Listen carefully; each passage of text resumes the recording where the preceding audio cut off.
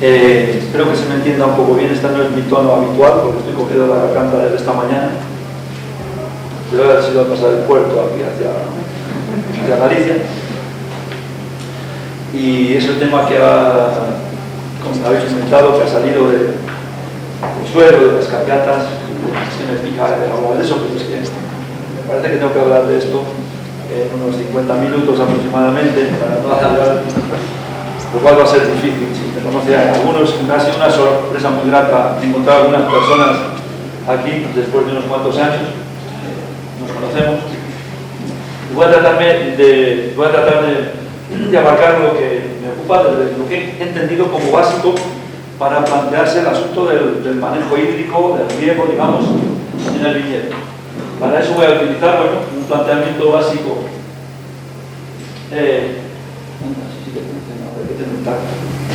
Bien, hay una cosa que es evidente, que es de donde parte todo esto, es que la incidencia de la atmósfera, de la energía solar a través de la radiación, provoca que haya evaporación y que haya transpiración.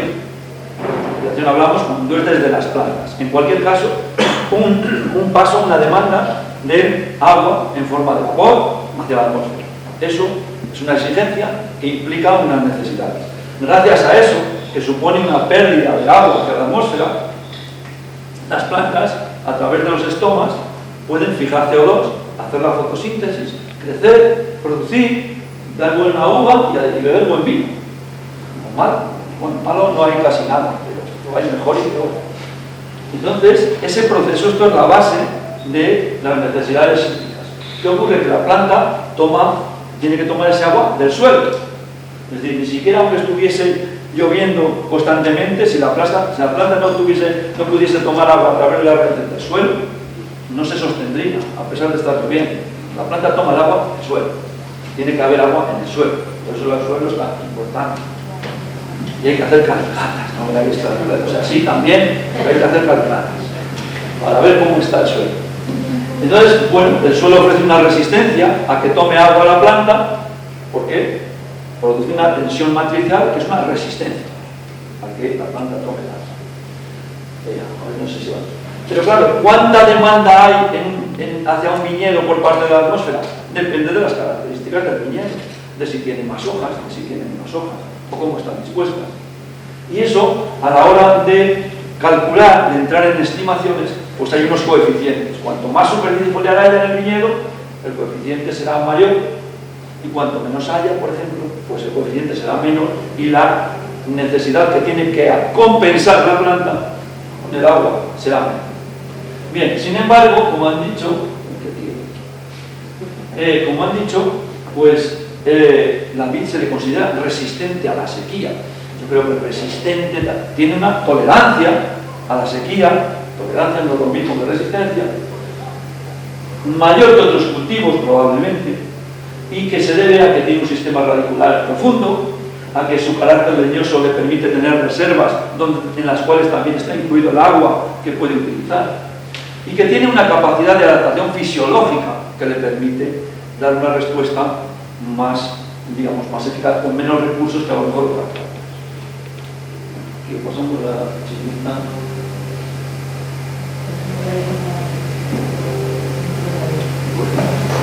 Bueno, entonces, ¿qué ocurre? Vamos a plantear el concepto del déficit de agua. ¿Cuándo hay déficit de agua en un viñedo? En un viñedo o en cualquier cultivo.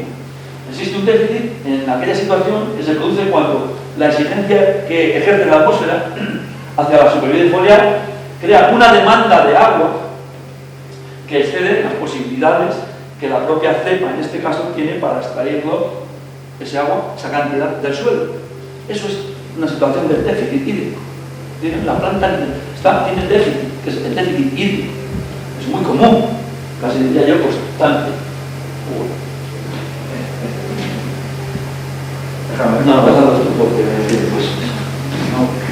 Pues la demanda energética de la atmósfera, que es la base, es el fundamento, que se estima a través del déficit de presión de vapor, que es la diferencia que hay entre justo la lámina de la hoja, la humedad que hay en ese entorno y lo que hay fuera.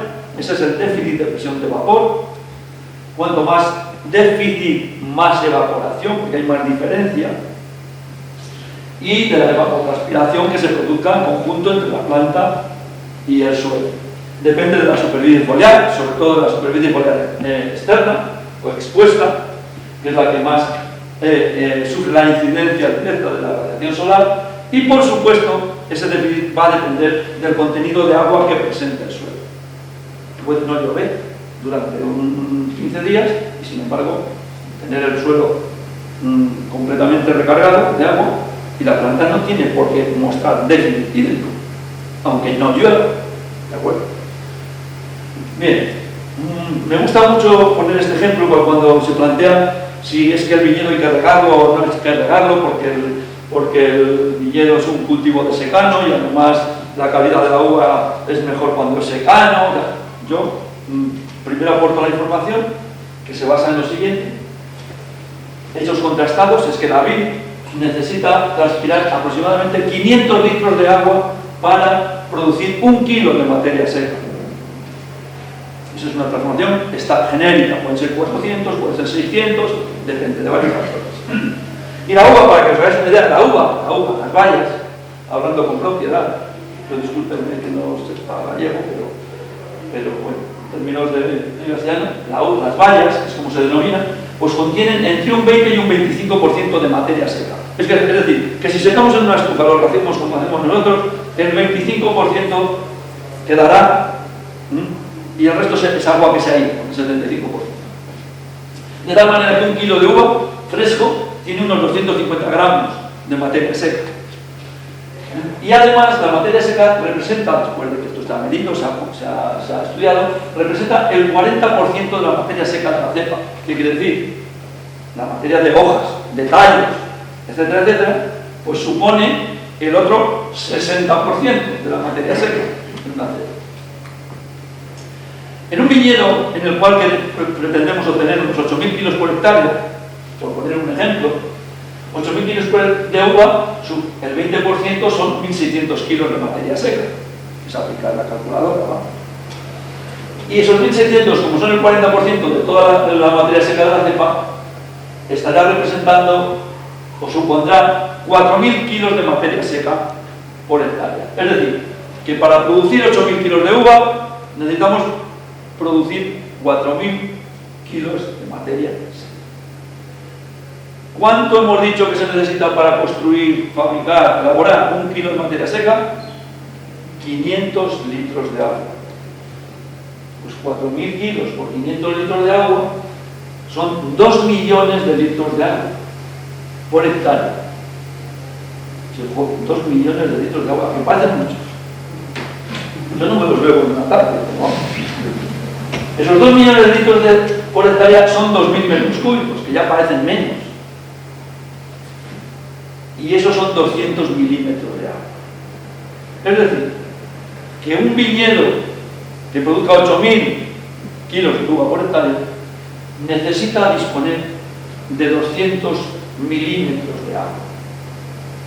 Los ponga el cielo, los ponga yo, o los ponga quien quiera, quien sea. Puede haber pérdidas si se le proporcionan por sistemas de riego y tal, pero bueno, 200 litros por metro cuadrado, que es lo mismo, litros por metro cuadrado es litros. Es evidente, por tanto, que la planta, el viñedo, para producir, necesita agua en una cantidad más o menos estimada de esa manera. Bien, ahora empezamos a enfrentarnos a la realidad. Y yo tengo que decidir cómo regar el viñedo. Ya sé que eso existe. Claro, esto hay que enfocarlo también dándole la vuelta. Si no le aporto el agua, en vez de los 8.000, me quedaré con 4.000. O vamos a darle otra vuelta. Si no riego y me quedo con 4.000, pero quiero llegar a los 8.000, te tendré que dar esa cantidad de agua. Bien, ¿cómo plantearse entonces la gestión hídrica o la aportación de agua de riego? Pues pienso que lo más elemental, antes de conocer las características del suelo, antes de conocer otras circunstancias, es tener en cuenta lo que la atmósfera demanda. Y eso lo demanda, se puede estimar esa demanda a través de la evapotranspiración del potencial, de la evapotranspiración potencial, a la cual se le aplican unos coeficientes de cultivo que pueden ser variables dependiendo de las características del tipo. Bien, entonces, ¿cómo nos plantearíamos, o sea, qué es la evapotranspiración potencial o de referencia? Pues es un flujo, lo tengo aquí descrito, de un cultivo herbáceo que cubriría completamente la superficie, que dispone de todo el agua posible y todo lo que es capaz de evapotranspirar, esa es el máximo, entre comillas, o podríamos decir, que puede ser evapotranspirado. Eso es la de referencia, la máxima. Más que eso no puede ser. A partir de ahí se le aplicarían esos coeficientes, pero no hace falta poner un césped y medirlo. Se puede calcular por otros métodos que además incluso nos lo dan estaciones meteorológicas automáticas. En Castilla y León, por ejemplo, hay una red de Sincorriego donde se puede uno meter allí y ver, pues en Castillo del Duero, por poner un ejemplo. Aquí en mi pueblo. Pues a ver, ¿cuánto es la transpiración, la evapotranspiración de... Pues está ahí, porque depende de la temperatura, de la humedad relativa, de la radiación y de la velocidad del viento. Y esas cosas las miden algunas estaciones. Y se puede consultar. Entonces, a partir de esa evapotranspiración potencial, le aplicamos un coeficiente del cultivo, que es un factor, llamemos corrector del máximo, que depende, pues eso, de las características, del estado de crecimiento del viñedo, incluso si tenemos cubierta vegetal en el suelo, en las calles, eso va a contribuir a una mayor evapotranspiración. Los coeficientes tienen que ser mayores. De tal manera que a la hora de calcular el riego basado exclusivamente en las necesidades derivadas de la atmósfera, yo no he hablado aquí todavía hasta hablar del suelo, podemos contar con la evapotranspiración del cultivo, del viñedo, al cual ya le hemos aplicado ese coeficiente, pero es evidente que hay que considerar para un periodo determinado, una semana determinada, si hay lluvias o no hay lluvias, porque ese agua va a parar al suelo, en principio. Bueno, hay algunas pendientes así, que corre el agua que ni entra, pero estoy hablando en términos generales. Eso requeriría otra maniobra. Entonces, además habría que considerar la precipitación efectiva, porque toda la lluvia que se produce no siempre es efectiva. Puede ser lluvias muy pequeñitas que casi se evapora antes de incorporarse al suelo, otra serie de factores, escorrentías, etc. Un ejemplo, es una cosa... Hay estándares, ¿no?, que establece la FAO, etc., pero es dudoso un poco en qué límite poner cuál es la precipitación que se considera ya efectiva. Le he puesto un ejemplo de 3 milímetros mínimo, pero el concepto es lo importante. Lo hacemos. Y luego viene la parte donde empieza la enfundia, es decir, hay una cosa que se llama agua útil. Y el agua útil es la cantidad de agua que hay entre el máximo que puede contener el suelo, que se llama capacidad de campo, a partir del cual ahí está saturado el suelo de agua y ya no admite más agua. O bien seguiría por escorrentía, o bien profundizarían por exceso en drenajes en profundidad que no son útiles tampoco para la planta. Y entre esa capacidad y el punto de Marchité. Punto de Marchité es aquella situación de contenido hídrico por debajo de la cual la planta ya no es capaz de absorber ese agua, porque la tensión con la que el suelo la retiene es superior a la capacidad de la planta, y la planta se secaría. Y por si alguien no lo sabe, el viñedo también se seca, ¿no? Yo he visto con mis propios ojos viñedo de La Mancha seco en los años, no sé si fue 91, 92, bueno, una serie de años donde se llega a secar. Entonces, ese es el agua útil. Todo el agua que hay entre esos dos límites, esos dos umbrales, es agua útil. Ahora bien, no es igual de útil o de fácilmente utilizable cuando estamos cerca de la capacidad de campo que cuando estamos ya cerca de que ya el suelo no lo suelta. Y entonces se considera el agua fácilmente utilizable, que es una fracción, que cada suelo sería diferente, pero nos podemos quedar con una idea de unos 2/3 de ese agua útil es fácilmente utilizable. Total, que con estos criterios, el planteamiento es de, bueno, pues vamos a ver cuánto riego necesito. Pues el riego neto real que tengo que aplicar es la evapotranspiración de cultivo, menos lo que haya llovido y menos el agua fácilmente utilizable que tenga en el suelo. ¿De acuerdo? Sencillo, ¿no? Una de las cuestiones que dice, ¿y lo menos sencillo cuál es? Hay que hacer calicatas y ver y determinar cuál es la capacidad de campo y cuál es el punto de bachiller. Es el dato más básico que si yo fuese ministro de Agricultura, que no lo voy a ser, porque soy demasiado claro, más básico que tendría que tener cualquier explotación agrícola para... Es que me parece tan elemental para tomar decisiones de riego, para gestionar todo, o sea, es que no me cabe en la cabeza, como algo así no se está promocionando, obligatorio. Voy a dar una subvención para que usted ponga viñedo, le voy a dar 2.000 euros por hectárea, pero me va a traer, soy viticultor, hijo de agricultor, no estoy tirando piedras contra el campo, pero me va a traer usted el análisis de cada parcela, capacidad de campo y punto de bachiller. Y después le subvenciono la instalación de riego. ¿Ustedes de acuerdo conmigo? ¿No? ¿No? Sí, sí. O queréis la subvención, pero no queréis... Bueno, esto es lo más básico. Ahí está el punto un poco clave de este planteamiento.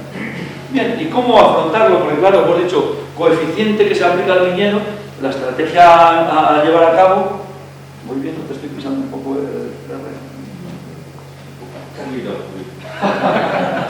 la estrategia a seguir.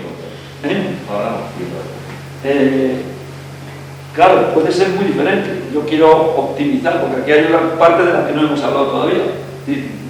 Yo he puesto 8.000 hectáreas, pero oiga, perdón, es que aquí además puedo producir 12.000. Pues entonces ya voy a necesitar un poco más de agua, o del cielo, o del tubo, o de la tubería.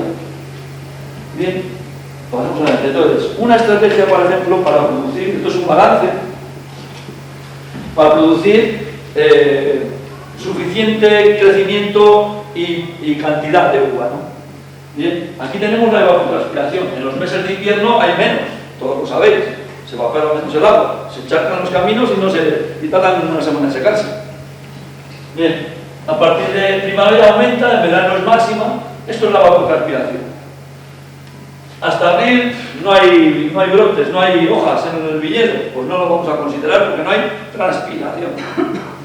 A partir de aquí aplicamos un coeficiente más o menos moderado, más alto en los meses de verano, lógicamente, y no es el 100% porque la viña no cubre todo el suelo, sino a lo mejor podemos plantearnos el 100%, o un coeficiente de 1, que es lo mismo. Y aquí tenemos, aplicados estos coeficientes, la evapotranspiración del cultivo mensual. ¿Vale? Dale, Alfredo, es que tanto pintar y luego no. Vale. Entonces, bueno, evapotranspiración potencial, coeficiente aplicado, evapotranspiración del cultivo. Pero, este es un suelo de un ejemplo real, que en el primer metro de suelo es capaz de almacenar 72 milímetros de agua. 72 milímetros de agua significa que si esto tiene 1 metro, de ahí hasta el suelo, hay una lámina de 7,2 centímetros de agua. No está aquí, está repartida en todo el metro de suelo. ¿De acuerdo? Bien, va produciéndose, estos son datos. Y pues vamos a hacer el balance. Bueno, pues dale. Llegamos en abril, hay evapotranspiración 33, pero llueve 38, todavía me sobran 5 milímetros. No he gastado nada del suelo. Pero en mayo ya ha llovido menos que lo que se ha evapotranspirado. Ya necesitaría 26 milímetros. Pero como tengo 72 en el suelo, todavía me sobran 46. Dale, si no me equivoco. Llega junio, necesito 113. Y ya no me da de sí. Ya solo me quedaban, de los 46 que tenía, me quedan 113 menos 46, tengo que aplicarle 67 milímetros si quiero restablecer la demanda según este coeficiente. Bueno, y así sucesivamente. En definitiva, resulta que en abril y mayo no ha habido que regar porque había en el suelo, pero luego en junio, julio, en agosto y un poco en septiembre hay que aplicarle todos estos milímetros, que son 360 milímetros. Que son bastantes. Muy bien, vamos a pasar a otro planteamiento. Bueno, yo la estrategia no quiero maximizar la producción, quiero favorecer la calidad, vamos a decirlo de alguna manera, aunque la calidad es muy relativa, pero ese es el planteamiento. Entonces, esto se basa en que aquí tenemos en este eje de las X cómo va aumentando el estrés o la sequía, y aquí tenemos cómo la planta se comporta en cuanto a concentración. A medida que va aumentando la sequía, la planta, su tasa de fotosíntesis dedica menos a vigor y más a la concentración de compuestos carbonados, de tal manera que en esta parte es donde más se favorece la concentración de compuestos que interesan para favorecer la calidad, digamos. En esto se basa prácticamente el argumento de que la viña conviene que pase algo de sed. Cuando no, es que conviene que el viñedo pase sed en determinada época para favorecer la calidad. Es este el planteamiento. Porque la vid es más sensible a la reducción del crecimiento que a la de fabricar, digamos, el fruto, que es el objetivo y que redunda en la calidad básica. Entonces, pasa esto porque no quiero... Pasa. Este otro planteamiento, tenemos los mismos datos, porque la evapotranspiración es la misma, este es el mismo suelo, es todo lo mismo, pero optamos por aplicar unos coeficientes de cultivo, ¿vale?, más reducidos, 0,25, 0,30, llegamos hasta 0,40, cuando antes teníamos 0,70 en pleno verano. Bien, ¿en qué se traduce eso? Que antes teníamos aquí 30 y tantos, ahora tenemos 28 milímetros. Muy bien, sí, no pasa nada. Bueno, pues vamos a hacer el balance. Los 28 milímetros que hay que compensar, como ha llovido más que la evapotranspiración en abril, ha llovido en este caso, en este ejemplo. Para eso es el balance. El balance vale para este ejemplo. Vale. Entonces resulta que le sobran 10. Llueve más que lo que se evapotranspira. Luego sobra. Sigue el suelo intacto, 72 milímetros. Vale. Pero luego en mayo todavía sigue intacto, porque ha sido parecido lo que llueve y lo que se evapotranspira.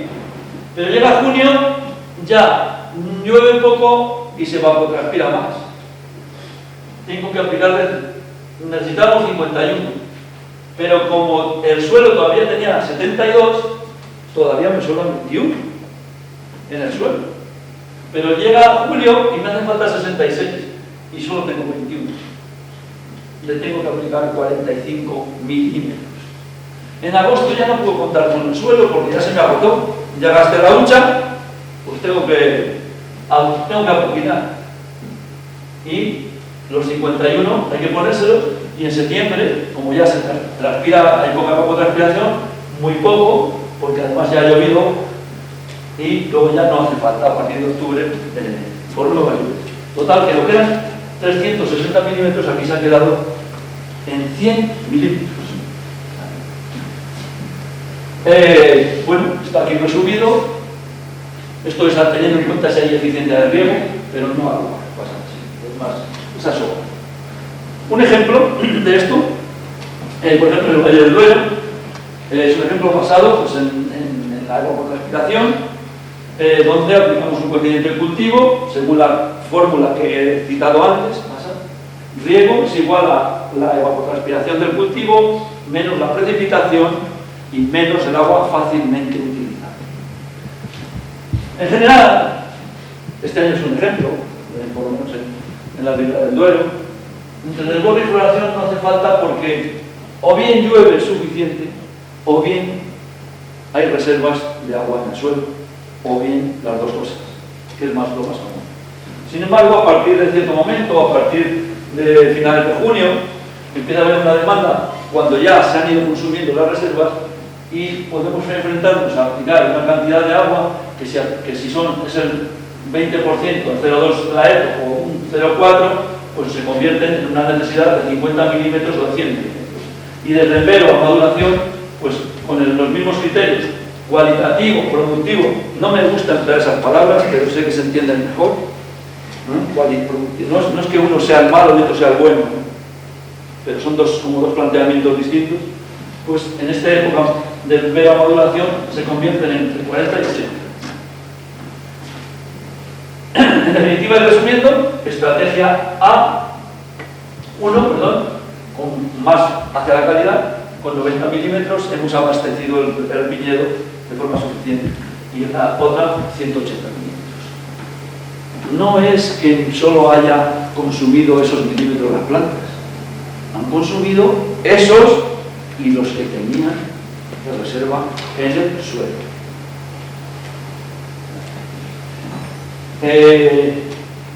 Paso.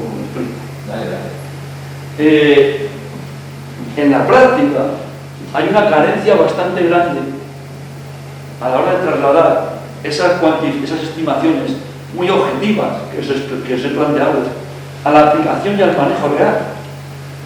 Porque para saberlo, para trasladarlo, hay que ser conscientes de lo que es el marco de goteo.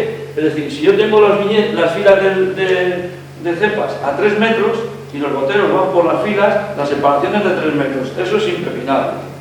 A no ser que estén enterradas, que es otra opción. Pero, en ese caso, son 3 metros. Pero después, depende qué distancia tengamos entre goteros. Y eso se llama marco de goteo. 3 por 0,75, que es 2,25 metros cuadrados. Es decir, un gotero atiende a 2,25 metros cuadrados de suelo. Pues le corresponde. Y luego está el caudal de gotero. No la distancia, sino además cuánto emite cada gotero.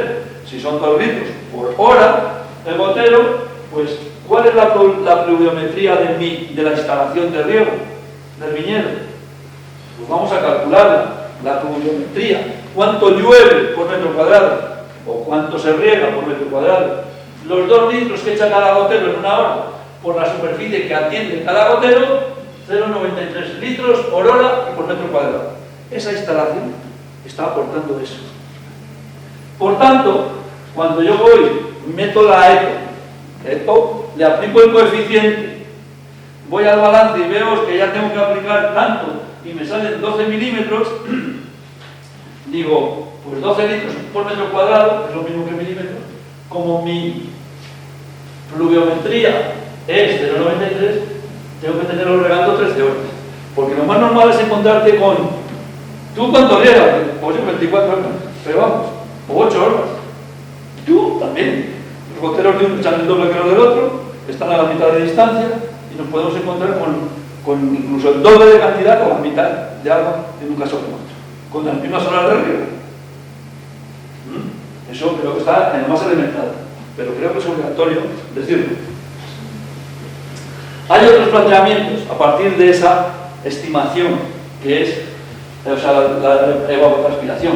Y no hay que olvidarse que el riego, que la planta, como he dicho, toma el agua del suelo. El suelo es una reserva de agua. Y según su textura, según sus características, tiene una curva de humedad y tiene una forma de ceder el agua a la planta.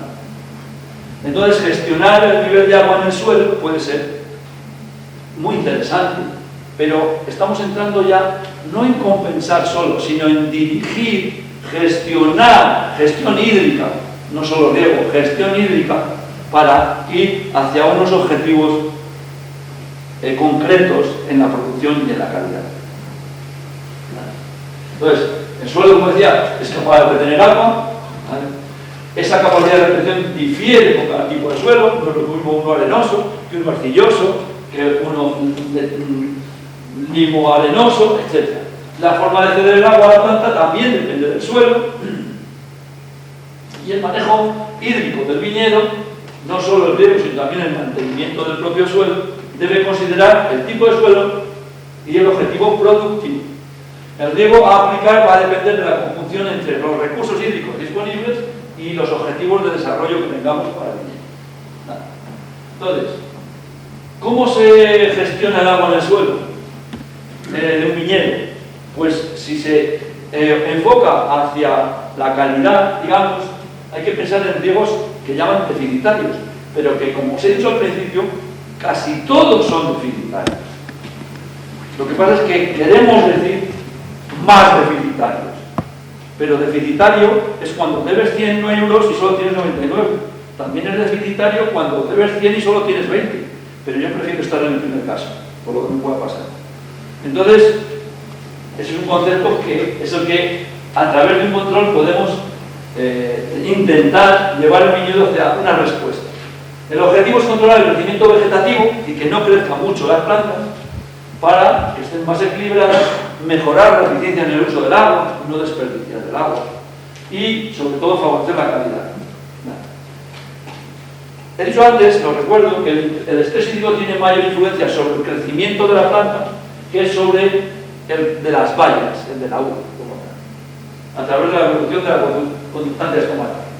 Entonces, el control del tamaño de la valla es verdad que puede ser importante para la calidad, ya que los componentes principales de la calidad están en el pellejo. Y entonces, todo control de la valla que favorezca una mayor concentración va a ser favorable. Por eso hay que intentar ir hacia una relación ollejo-pulpa adecuada. El riego deficitario controlado, RDC, consiste en someter a la planta a un periodo de estrés hídrico moderado y que generalmente se hace a partir del cuajado, un poco antes, donde más fácil es controlar el tamaño de la valla.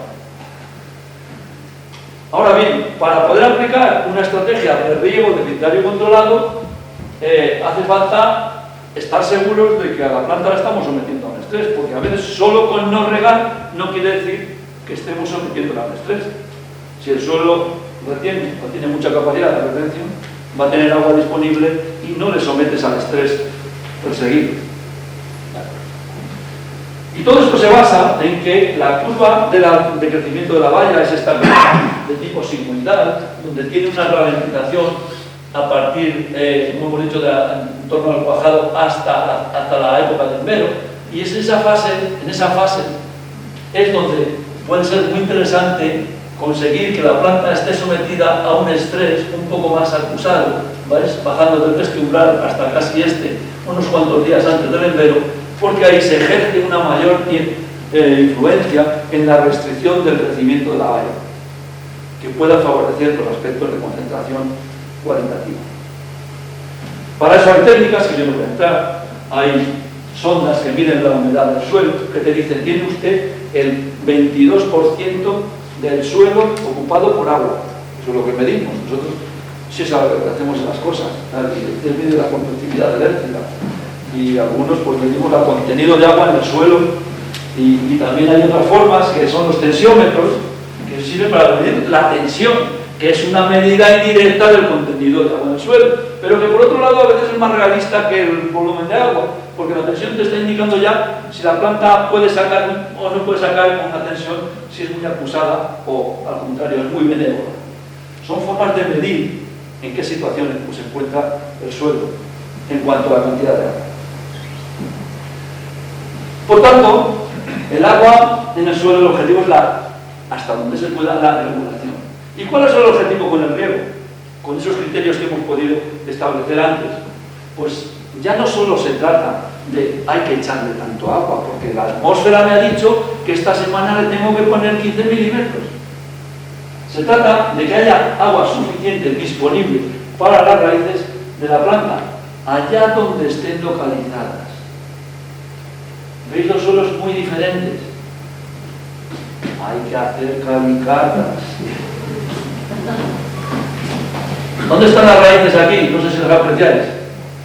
Pues imaginaos que es verdad. Todo esto son raíces.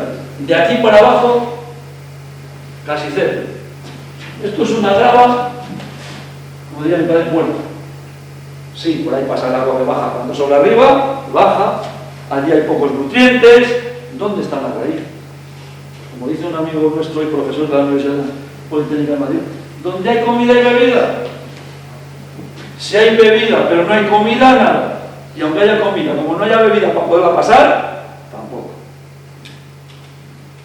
Este suelo, aquí poner aquí, pues, este suelo tiene una capacidad de almacenamiento de que permite, no sé en este caso las raíces, pero permite que haya desarrollo radicular en mucho más trozos, más horizontes del perfil del suelo.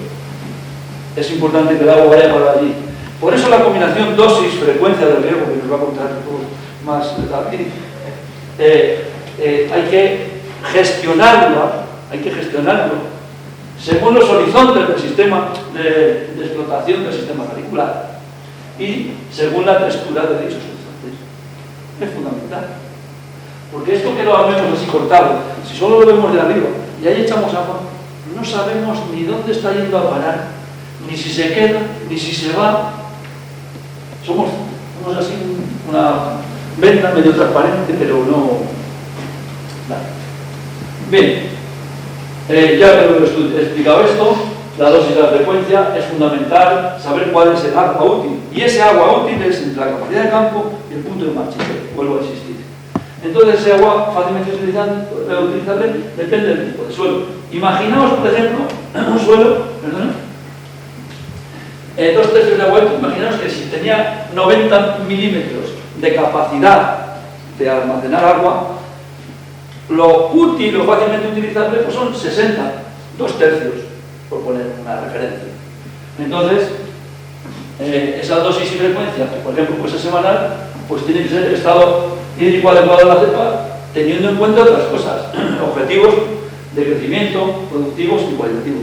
Aprovechando que mañana nos vamos a reunir y hablar mucho de proyectos, pues es un suelo donde hemos desarrollado el primer año de ensayo en la ribera del Duero, que tiene pues 50, 45 centímetros de suelo realmente aprovechable, y a partir de ahí pues tiene un horizonte mucho menos aprovechable, porque tiene muchísima menos capacidad de retención de agua. No podemos solo conformarnos con decir la media, porque cuando se hacen esas calicatas, que los buenos riberos asesoran para ver cómo se hacen las calicatas y cómo hay que coger. Hay que saber coger también las muestras de suelo para saber distinguir luego en el manejo. A mí no me vale. Aquí entre Javier y yo tenemos media, seguramente su y el mío tenemos una media de 50 euros. Él tiene 100 y yo 0. Hay que saber que él tiene 100 y yo 0. Porque entonces él podrá aprovecharlo y yo pues tendré poco aprovechamiento, poco interés. Pues esto es importantísimo. Pero luego viene algo más allá, y es que llegan las instalaciones. Todo eso no lo vale. Bueno, ya de ninguna manera. Pero nos planteamos la evapotranspiración, los coeficientes de cultivo, si hay tensión, y luego llegan unos señores, hacen una instalación de riego, tiran las tuberías. Y eso aquí pues es relativamente fácil. Hay una parcela en Nueva Zelanda. Por verdad, por verdad. Bien, y nos encontramos que aquí también tiramos las tuberías de arriba abajo. Así. O sea, ¿veis las tuberías, no? En esa parcela en pendiente. Pues es probable que en el mejor de los casos, si los goteros, ¿verdad?, son realmente autocompensantes, ¿sabéis lo que es? Echan todo lo mismo, se compensa la presión, es probable que caiga arriba lo mismo que abajo, es probable. Lo que no me cabe ninguna duda es que el agua, el suelo es diferente arriba y abajo. Que esa fracción de agua útil y que puede tener el suelo no tiene nada que ver la parte alta con la parte baja ni con la grande. Entonces, como suelo decir, si en un sitio sobra, si en uno está bien, en la otra parte sobra. Y si en otro está bien, en el otro sitio falta agua, porque la misma cantidad de horas, el mismo caudal de goteo, porque ahí no creéis que es la distancia entre los goteros es distinta arriba que abajo, ni que tienen distinto caudal cada gotero. Eso es una tubería que todos son igual. Entonces, ¿vale? No os quiero ni contar, pues esto, que baja y apaguada y sube y todo es la misma tubería. Le sobra agua a la parte de la evacuada, seguramente, y probablemente le falte a la parte de las pendientes. Mala decisión. Habría que haber hecho un diseño donde una parte de la tubería distribuye el agua hacia arriba, otra hacia abajo hasta la evacuada, en la otra parte igual, y para eso hay que suministrarlo. ¿Desde dónde? Desde arriba, para que si quieres cortar un sector y que no le caiga en determinadas fechas a aquello que no lo necesita tanto, no tengas por qué gastar el agua. Gastar innecesariamente y perjudicar la calidad. Y luego hay otra estimación, otro enfoque, que es el que centra sus miradas en la planta. La planta, hay quien dice que habla con las plantas, como sé que hablan con los animales y eso. Y unas personas hablan con los tiestos, dicen que eso les da vida. Entonces la planta es el objetivo, el estado hídrico adecuado, equilibrado, que interesa es el de la planta. Dice, no me cuente usted si el suelo está bien o está mal. Yo la planta veo, y si veo que la planta está bien, no necesito echarle más agua. Si veo que la planta lo necesita, le echo más agua. ¿Sabéis qué pasa? Que eso hay que cuantificarlo. Y es un poco más difícil. Entonces, la cepa se entiende que es un indicador que integra todos los factores hídricos del cielo y del suelo. Pero es una forma demasiado resumida de enfocarlo. Esto es muy habitual. Yo voy al viñedo casi todos los días y cuando en el viñedo allá por junio veo que tiene unos zarcillos que sobrepasan el ápice, ya me doy cuenta que aquello no necesita agua. Está en perfecto estado de forma. Luego, pues ya a la cosa de la semana siguiente ya veo que, bueno, los zarcillos están ahí, pero el ápice está ya un poco más arriba. Y ya eso está bien, pero... Y luego ya veo que ya los zarcillos no se ven. Joder, esto me llama la atención. Claro, si me descuido, no solo no se ven, se empieza a desecar el ápice y hasta se cae el ápice. Déficit hídrico, pues incluso aquí puede que haya déficit hídrico. Pero déficit hídrico a tener en cuenta, pues a medida que vamos estando por aquí, ya hay que tenerlo en cuenta. Y a partir de aquí podemos llegar tarde. Porque ¿cuál es el problema? Que cuando vemos esto, es porque ya ha pasado. Eso es una consecuencia. Es una consecuencia de que no se ha aplicado el riego que necesitaba previamente ese viñedo. Ese es el problema de lo visual. Claro, situaciones todavía más claras es cuando se empieza a perder hoja por senescencia, incluso se quedan los racimos al aire, empiezan a mostrar algún síntoma de deshidratación o incluso ya se arrugan las vallas porque aquello tiene un déficit hídrico preocupante, excesivo o desastroso. Entonces existen algunos aparatos que también hemos dedicado unas cuantas horas en la vida a utilizar para medir cómo está la planta. Entonces la planta, esto es una cámara de presión, esta es la cámara a la cual se le da el nombre de presión porque está completamente cerrada y cogemos una hoja, inmediatamente la cortamos por el peciolo, la metemos aquí, está sellada, ¿vale? Eso es una punta hermética, ¿vale? Aquí le suministramos nitrógeno gaseoso que pasa por aquí a través de esta válvula y aquí se va viendo la presión que va conteniendo la cámara, porque está conectado, ¿vale? Y observamos a ver cuando suelta la primera gotita de savia del peciolo de la hoja, ¿vale? Vemos así, una cosa como esta, ¿qué tal? No, se ve bien aquí, se ve en el campo, a veces se da el sol ahí, pero es posible. Y esto quiere decir, ¿vale?, que en ese momento, la tensión con la que restringe la hoja, la pérdida de ese agua, de esa savia, está igualada con la presión que le metemos de nitrógeno gaseoso. Al superar esa tensión, suelta el agua. Esa es la presión que tiene la hoja, que extendemos a la planta en ese momento y que nos sirve para conocer su estado hídrico. Y hay, bueno, pues son distintos tipos de cámaras, pero que en función de esos niveles podemos estar hablando de ausencia de estrés hídrico, de estrés hídrico ligero, más avanzado o incluso muy severo. No os voy a contar ahora los números, porque no tiene mucho sentido. Sí que hay una escala progresiva que indica la situación de estrés. Esto hay que tener en cuenta, porque esto que es un trabajo muy interesante de un argentino ubicado en Francia, Hernán Ojeda, de hace ya unos cuantos años. Esto se puede utilizar no solo para decidir si la planta está siendo sometida a un estrés hídrico mayor o menor, sino que además podemos establecer o intentar establecer niveles de estrés para favorecer un tipo de uva y un tipo de vino.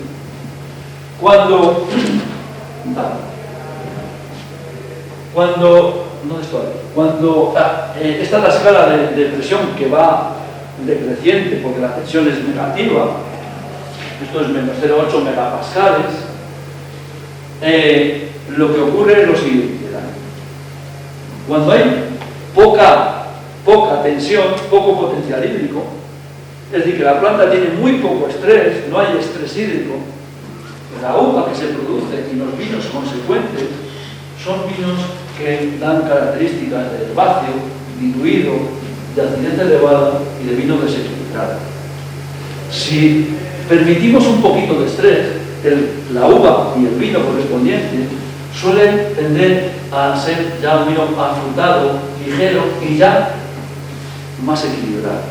Si sometemos a un estrés de menos 0,4 megapascales, de menos 0,4 menos 0,5, el vino ya pasa de afrutado a tener cierta anicidad. Pero es un vino equilibrado y es un vino concentrado. Diríamos, es un buen vino. Todos pueden ser buenos vinos.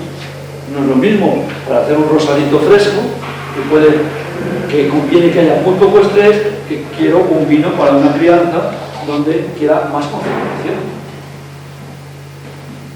Si pasamos más tánico que afrutado, sigue siendo equilibrado y ya avanzamos, ya es concentrado, pero ya empieza a desequilibrarse, ya suele ser de demasiado contenido alcohólico por exceso de concentración de azúcares. Y ya, si el estrés es muy grande, el vino es tánico, duro, astringente, desequilibrado y alcohólico. Luego, esos criterios, estimaciones del estado hídrico de la planta pueden ser un complemento para ver hacia dónde queremos dirigir el producto. Entonces, para finalizar, los resultados del tempranillo del verde están bastante complicados. Esto, lo más importante es que las características de cada lugar, de cada viñedo e incluso los objetivos exigen una utilización, una adaptación de los criterios de riesgo. Esto, que es un trabajo de hace ya muchos años, no voy a decir cuántos porque me pone los pelos de punta, de mi tesis de doctorado, fijaos, hace ya tiempo, donde se empezó a plantear el riego como regar en la ribera del Duero, pues se estableció un coeficiente de 0,4 en Tempranillo, en Espaldera, en el paso, lo voy a hacer rápido para que lo vean. ¿Y qué generó el riego? Pues evidentemente el riego generó un aumento en el crecimiento de una madera de poda. Estos son pasos, la V, la E son espalderas, S secano, R regadío. Pero el riego, que es lo que nos ocupa, aumenta una madera de poda tanto en paso como en espaldera. Aumenta el rendimiento tanto en paso como sobre todo en espaldera. El grado alcohólico aumenta con el riego normalmente, a diferencia de lo que muchas veces se cree. Si la planta no tiene agua disponible, como os he mostrado, es imposible que elabore azúcares y que, consecuentemente, haya grado alcohólico en el vino. Más azúcares, por supuesto, por hectárea. La acidez tiende a ser incrementada, pero veremos después, si me da tiempo, 3 minutos, cómo depende del año, pasa. Sin embargo, entramos en una valoración de dosis de riego, de secano, 20%, 40%, para ir afinando, pasa en Tempranillo, y nos encontramos con que el tamaño de la valla se reduce muchísimo cuando es secano. Sin embargo, cuando aplicamos 20 o 40% del aeto, sí aumenta el tamaño de la valla, pero ya no tanto. O sea, la disponibilidad hídrica, esa repartida, es un salto mayor que cuando es un aumento. Y la maduración de la valla en grados Brix o azúcares aumenta al regar 0,4 frente a 0,2, pero la concentración de polifenoles totales se ve ligeramente disminuida al pasar de 0,2 a 0,4. Aquí viene el tema del equilibrio. En verdejo, y ahora casi que voy lanzado para terminar, aquí 50 va a ser 95. Esto es un ensayo que tuvimos donde se aplicaba secano, 25% de eco, 50% de eco.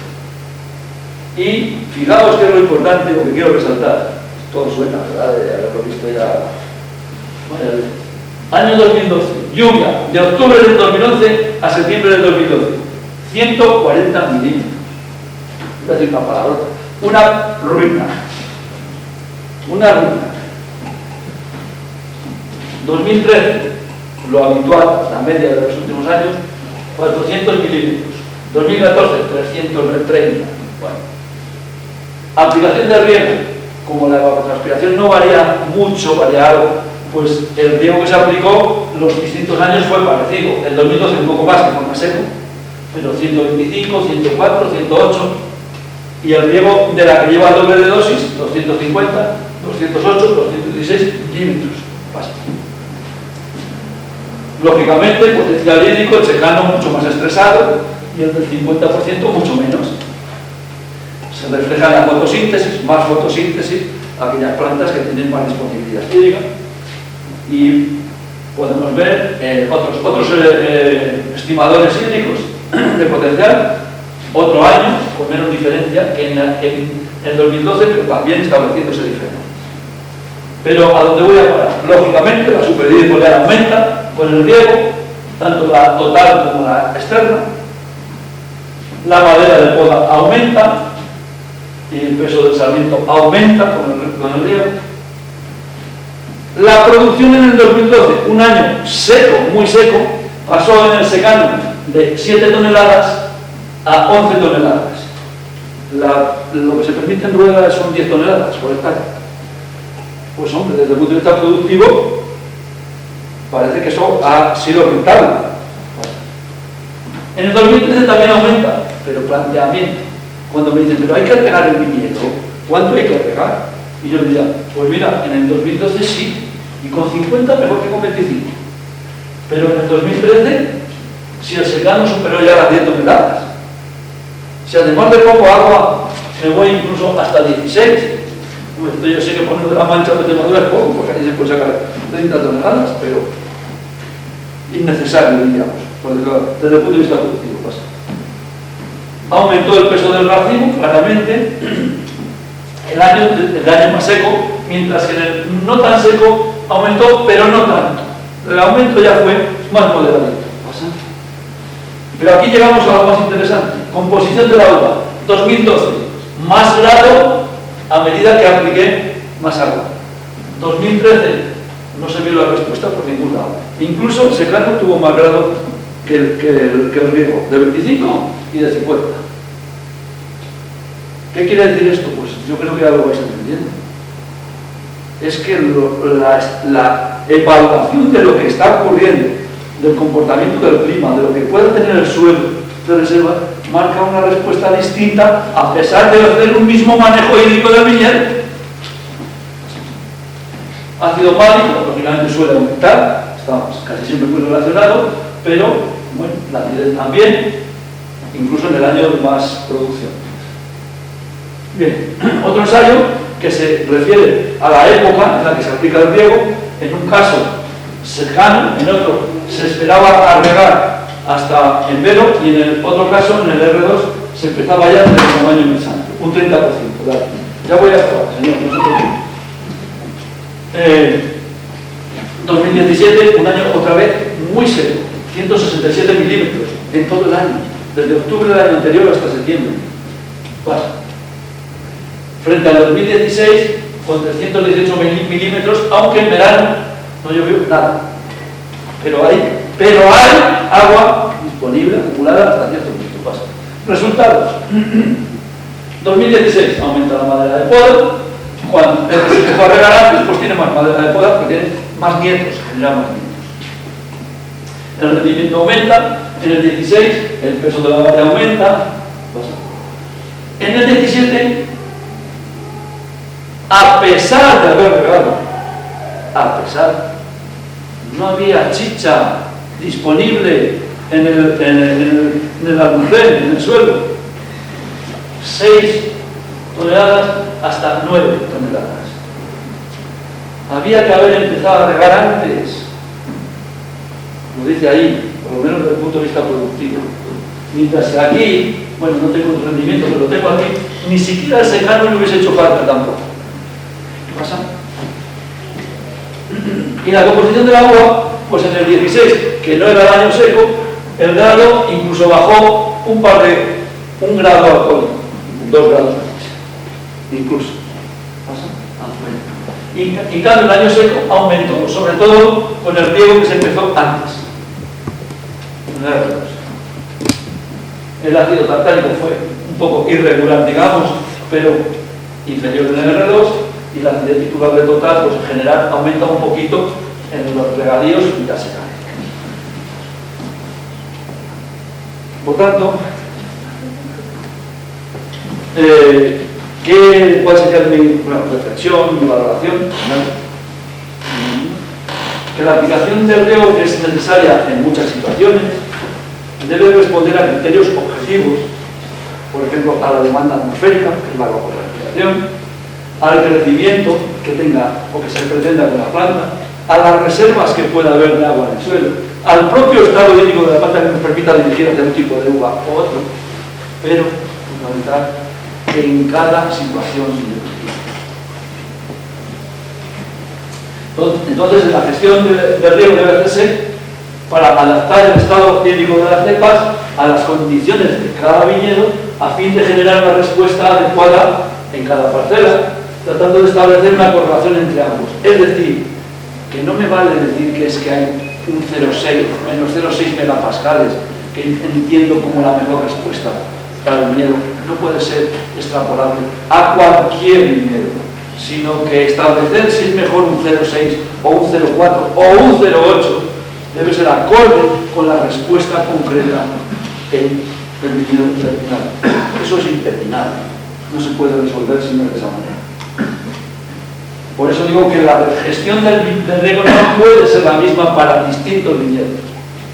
La estrategia del riego a priori debe contemplar el tipo de uva y de vino que se quiere producir, para lo cual resulta fundamental la determinación del estado hídrico, por ejemplo, pues el potencial hídrico, el control y la respuesta del viñedo, siempre que estemos hablando de producir de calidad. Si se trata de optimizar la producción, voy capítulos para atrás, os acordáis de los primeros cuadros que puse, y ese es el camino.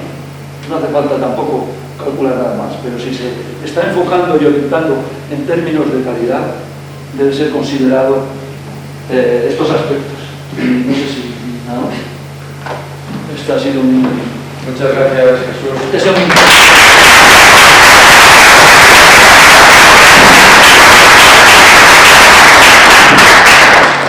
Vamos sobrados de tiempo, gracias a la buena gestión de los dos ponentes primeros, por lo tanto tenemos tiempo para alguna pregunta, si alguien como segunda opción. Pero bueno, ¿alguien quiere consultar algo en concreto? Bueno, ¿Alguna pregunta? claro, vamos a intentar, no nos la va a responder, espero, porque si no tendríamos probablemente otra hora, ¿no? Entonces, pues casi mejor que no. Pero bueno, la cuestión es la siguiente. Ha hecho un planteamiento que debemos tener presente, que en los últimos datos que mostraba, que se veía que cuando, a pesar de regar una cantidad importante, la que se establecía dentro de cada uno de los ensayos experimentales, cuando no había la reserva o el perfil del suelo estaba recargado al inicio de la campaña, porque no hubo precipitaciones, no llegabas, aunque hubieras regado mucho, no hubieras llegado nunca a obtener esa condición. Entonces, yo aquí hago un planteamiento y un poco la cuestión.